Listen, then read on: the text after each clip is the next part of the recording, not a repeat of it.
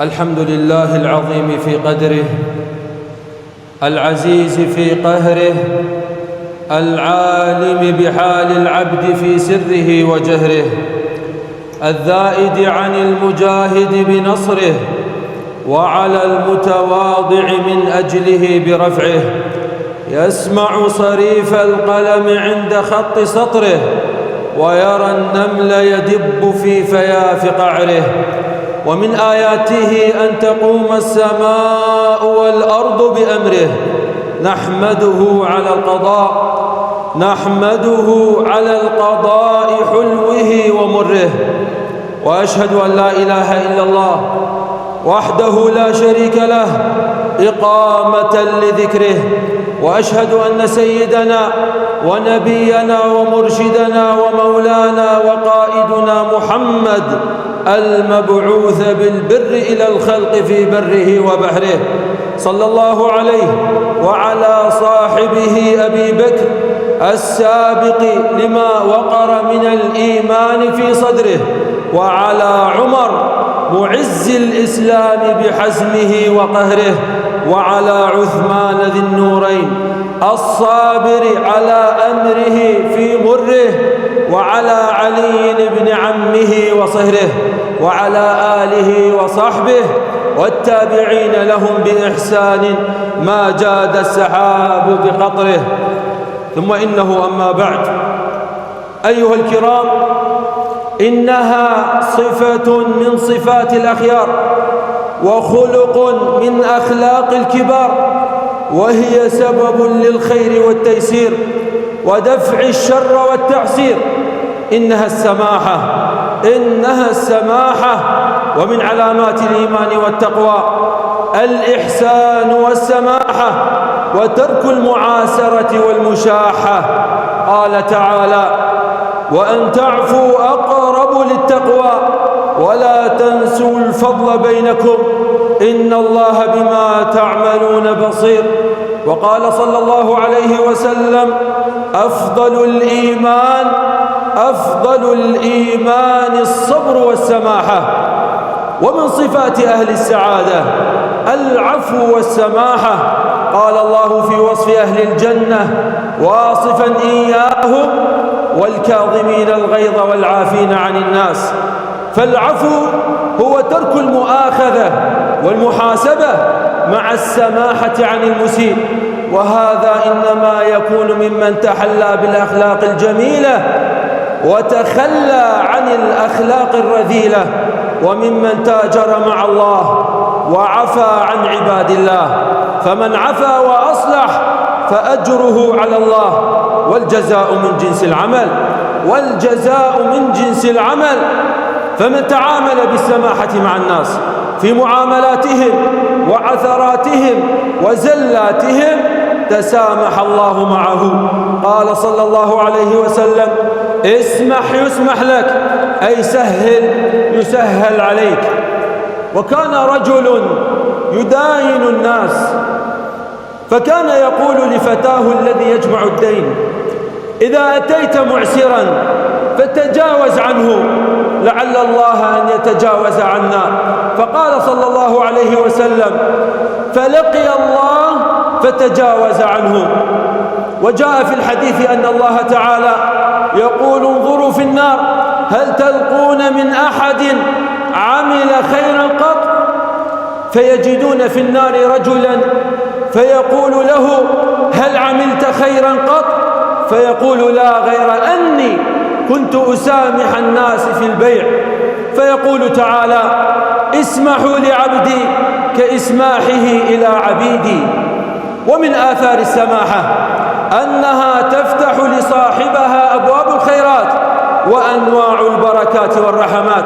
قال صلى الله عليه وسلم: رحم الله رجلا سمحا إذا باع وإذا اشترى وإذا اقتضى. فالسماحة في المعاملة يرجى لصاحبها كل خير ديني ودنيوي لدخوله تحت هذه الدعوة المباركة، وقد شوهد ذلك عيانا بيانا. فإنك لا تجد تاجرا بهذا الوصف إلا رأيت الله قد صب عليه الرزق صبا وأنزل عليه البركة. ومن أنواع السماحة قبول البائع في رجوع المشتري عن الشراء، فقال عليه الصلاة والسلام: من أقال مسلما أقال الله عثرته يوم القيامة. فقال العلماء: صورة إقالة البيع أنه إذا اشترى أحد شيئا ثم ندم على شرائه، إما لظهور الغبن فيه أو لزوال حاجته إليه أو لانعدام الثمن، فإذا قبل البائع رد المشتري أزال الله مشقته وعثرته يوم القيامة، لأنه إحسان منه على المشتري. ومن أنواع السماحة إنظار المعسر والتخفيف عنه. قال صلى الله عليه وسلم: من أنظر معسرا أو وضع عنه أظله الله تعالى يوم لا ظل إلا ظله.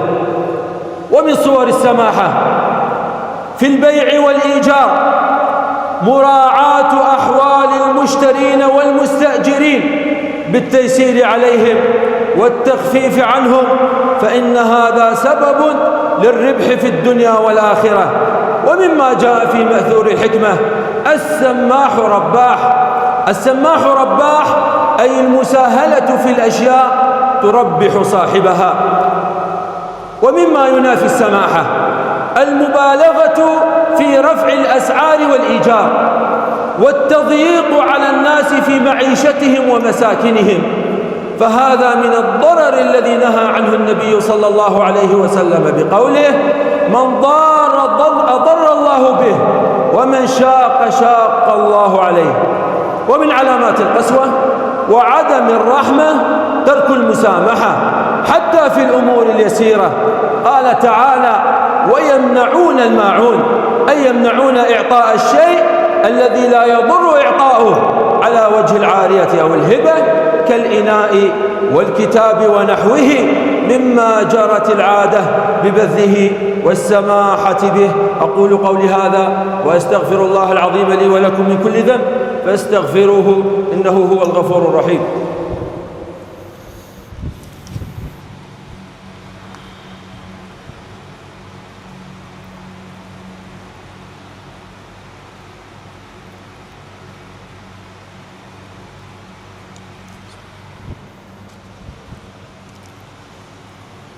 الحمد لله على إحسانه والشكر له على توفيقه وامتنانه، وأشهد أن لا إله إلا الله تعظيما لشانه، وأن محمدًا عبده ورسوله.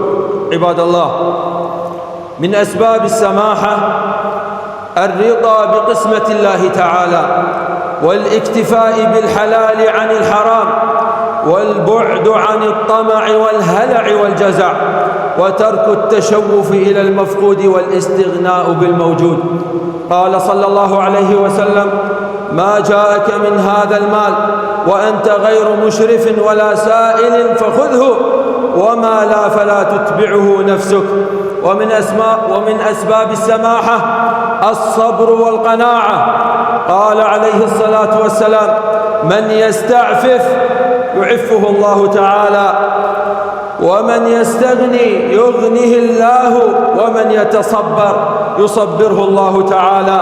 عباد الله، إن السماحة خلق الكرام وشعار أهل الإيمان، وما حلت في بيت إلا عمته المودة والرحمة، ولا سرت في مجتمع إلا نشرت فيه الألفة والمحبة والوئام.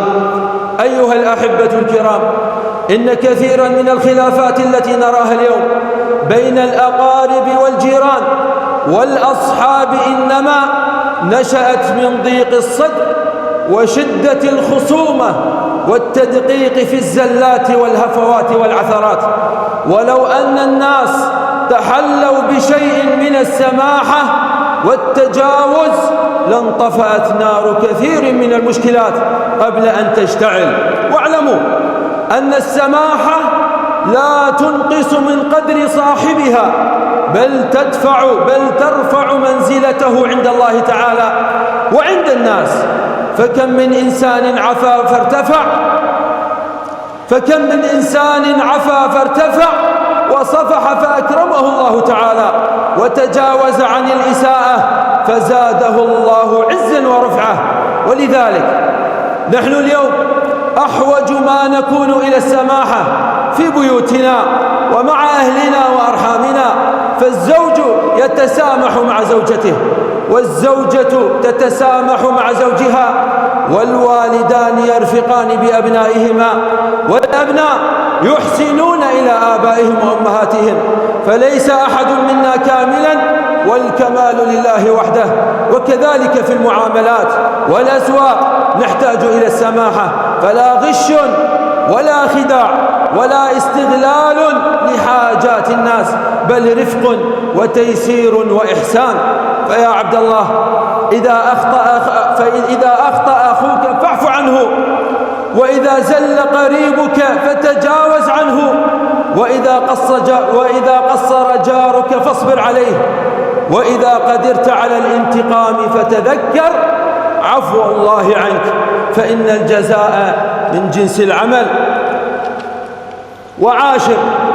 وعاشر بمعروف وسامح من اعتدى، ودافع ولكن بالتي هي أحسن.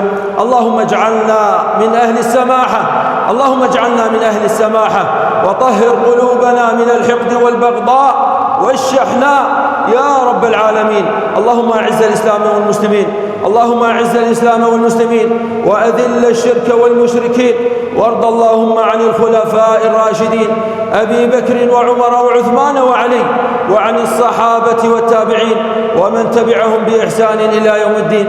اللهم فرج هم المهمومين، اللهم فرج هم المهمومين، ونفس كرب المكروبين، واقض الدين عن المدينين يا رب العالمين. اللهم شاف مرضانا ومرضى المسلمين، اللهم عافنا واعف عنا واغفر لنا يا رب العالمين. اللهم آمنا في أوطاننا وأصلح أحوالنا، ووفقنا لما تحب وترضى، وخذ بناصيتنا للبر والتقوى. عباد الله، إن الله يأمر بالعدل والإحسان وإيتاء ذي القربى، وينهى عن الفحشاء والمنكر والبغي، يعظكم لعلكم تذكرون. فاذكروا الله يذكركم، واشكروه على نعمه يزدكم، ولذكر الله أكبر، والله يعلم ما تصنعون. وأقم الصلاة يرحمك الله.